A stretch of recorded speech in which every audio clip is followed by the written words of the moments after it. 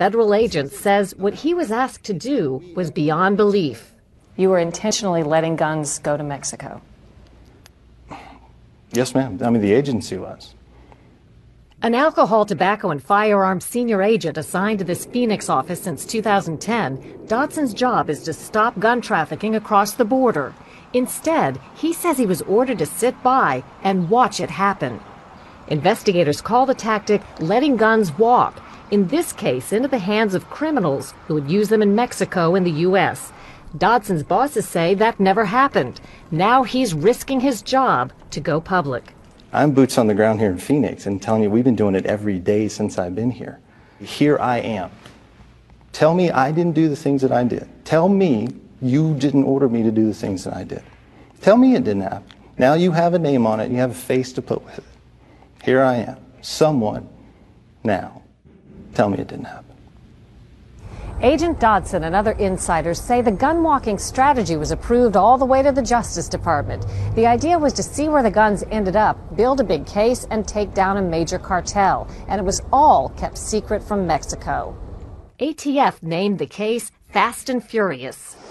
He's got a bunch of cases. This surveillance video obtained by CBS News shows suspected drug cartel suppliers carrying boxes of weapons to their cars at a Phoenix gun shop. Those long boxes being loaded into the red car are AK-47 type assault rifles. He's armed again, carrying another, appears to be 5 boxes of hard case pelican that would hold a pistol. So it turns out ATF not only allowed the guns to walk, they videotaped it. Documents show the inevitable result. The guns ATF let go began showing up at crime scenes in Mexico. And as ATF stood by, watching thousands of weapons hit the street, the Fast and Furious Group supervisor noted the escalating Mexican violence. 958 killed in March 2010, the most violent month since 2005. The same email notes, our subjects purchased 359 firearms during March alone, including numerous Barrett 50 caliber rifles.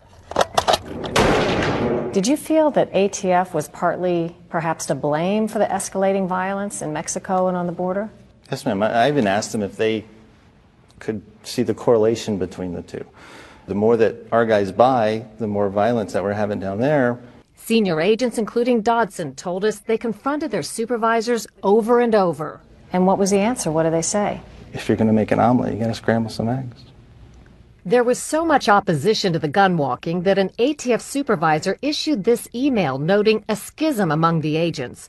Whether you care or not, people of rank and authority at headquarters are paying close attention to this case. We are doing what they envisioned. If you don't think this is fun, you're in the wrong line of work.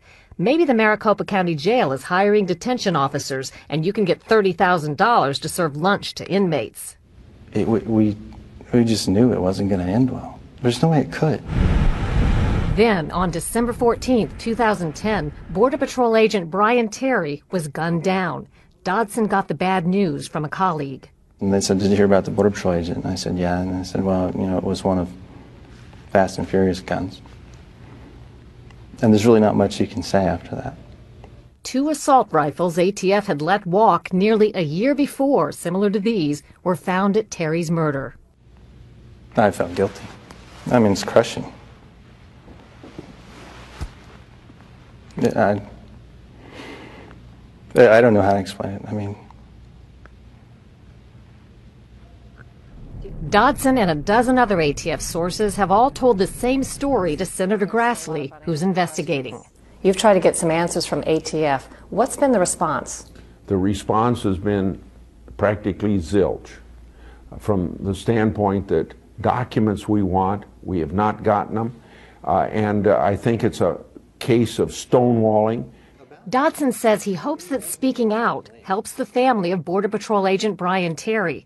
They haven't been told much of anything about his murder or where the bullet came from. First of all, I would tell him that I'm sorry. Second of all, I would tell him that I've done everything that I can for them to get the truth.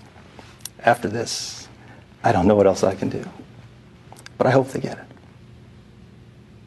Dodson says they never did take down a drug cartel. However, he says thousands of fast and furious weapons are still out there and will be claiming victims on both sides of the border for years to come.